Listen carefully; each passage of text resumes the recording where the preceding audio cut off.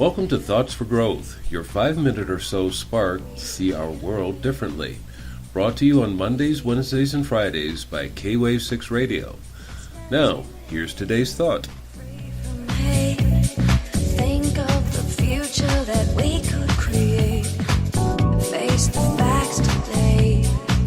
There's a better way. There's a better way. Good morning. Today, I just want to make an apology because previous shows that I did, or episodes on Thoughts for Growth, were geared because I was upset. I was upset with society, with the world, and I just can't really get into why people choose to continue with a world that is bad. They don't want to make any changes. I think my thoughts are people always want to leave it for somebody else to make the change. Or if we vote the right people into office, we're going to see a better change. And I had, I wouldn't say an argument because I don't like to argue. But I made a point with someone, it doesn't stop with just electing. This is how we got where we are. We elect people in and then we leave them alone. And they go, oh, we're in office, we're left alone. I guess we'll do it my way. And later on you're going, well, I don't like it that way. Well, you weren't here when I made these changes, and now I can't make the changes to another way easily. You have to be involved in your community, in your state, in your nation. Otherwise, you're just going to continue with what you've got. But let's continue on with this. I have some quotes here that I want to bring out.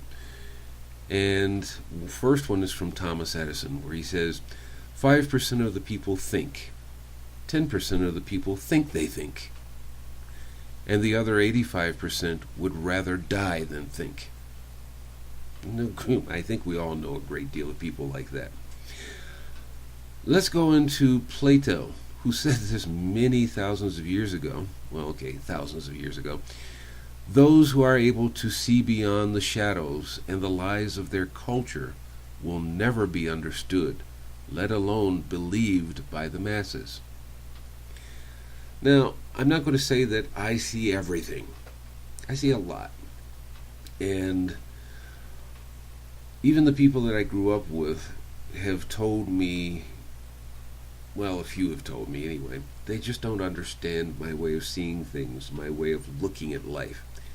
Well, if you don't challenge the status quo, you're never going to see what I see. I'd like to look beyond the status quo, beyond the pale, if you will, and see what is instead of what I'm being fed by everybody else. I've run across, as we all have, and there's been jokes about it, taxi drivers always have the answer for everything. So let's go with another thought. We like to believe, each one of us, that we have the answer or answers. But nothing ever changes. Is there any wonder why only the wealthy run for public office in general? How about only the wealthiest politicians are known by the whole nation? George Carlin, a comedian who for over 20, 30 years kept warning us through his comedy about what's going on in the world. And you can look at these videos on YouTube, just any one of them, basically. And you can see him telling us, this is what's going on. And the audience laughs. Thousands of people sit there and laugh.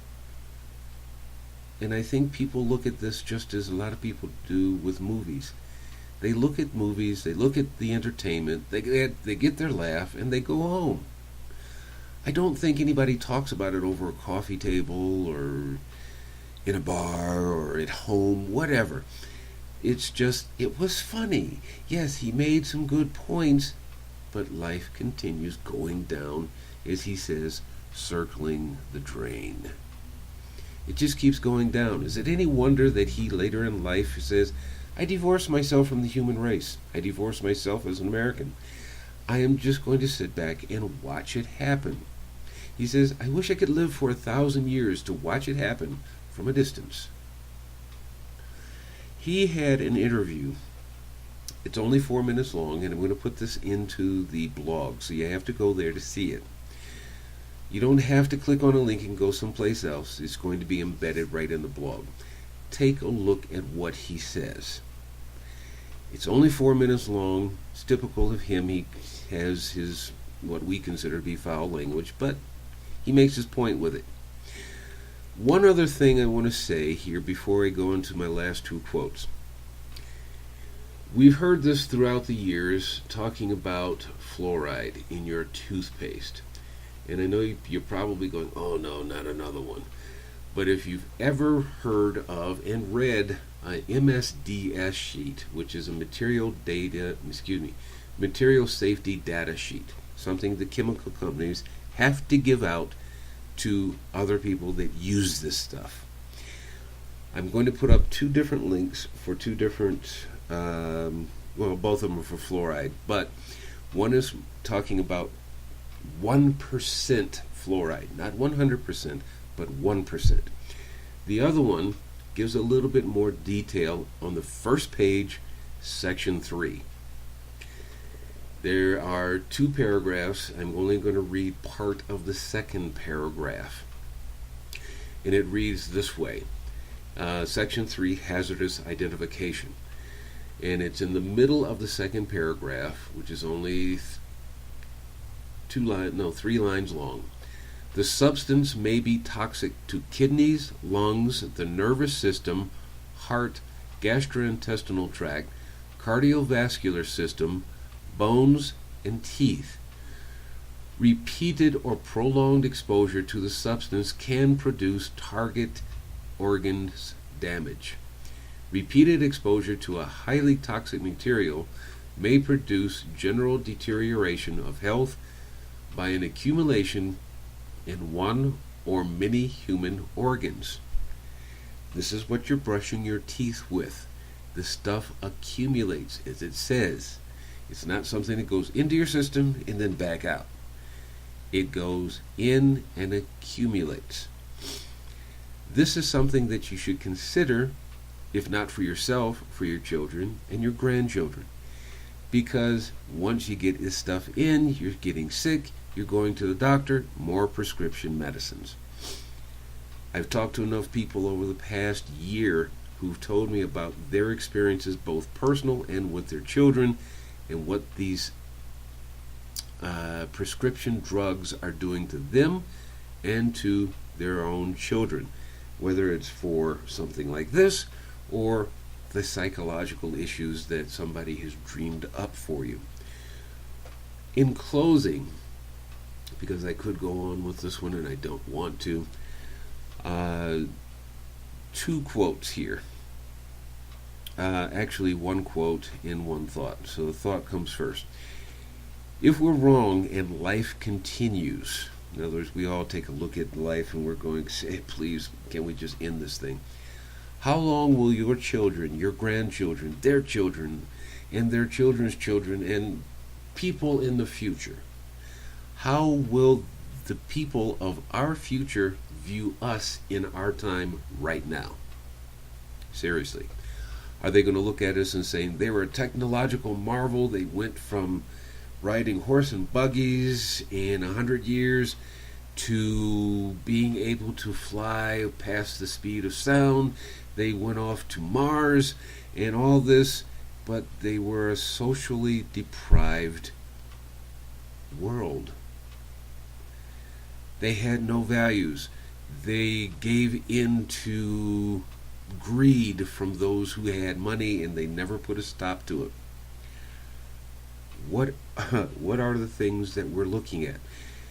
In the last quote here is something that we all hear about, and we oftentimes go, well, there's no such thing as miracles, there's no such thing as magic. Well, people are always asking for magic and miracles, but they don't know it when it comes and hits them in the face. As a friend of mine used to ask over 10 years ago, when he and I were still friends, I'd moved out of the country, so I don't know where he is now, but he used to say, Please, God, give me a miracle and help me to be aware when it shows up. So, with the quote from Marianne Williamson, miracles occur naturally as expressions of love. The real miracle is the love that inspires them. In this sense, everything that comes from love is a miracle. Maybe you can understand unconditional love from there. With that, I wish you a great day. Take care and be well. And we'll see you again tomorrow. Think of the future that we could create. Face the facts today.